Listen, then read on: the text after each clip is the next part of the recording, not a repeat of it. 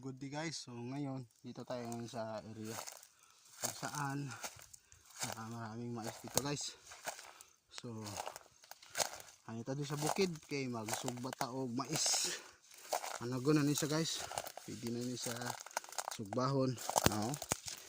Siya sakto na ni siya. Pwede na ni siya lungagon guys. Ani ilok ko ning mais tree guys. So ano na. So sige na handra. Monita diri sa bukid kay mag lungag ta og mais. So isang layo lang kaayo. Bihayon mga sobra isa ka oras guys. Ikan sa sentro sa Davao. So dito diri. Na po ni siya sa Malabo guys. Kaning area ha diri.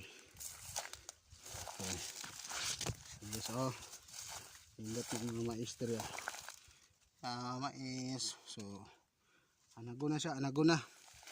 Pwede na siya hapit na sa mga harvest pod. So mga isa ka bulan na lang ma-harvest ni siya guys. So good day guys. Sige na handra mag lungag tag mais. So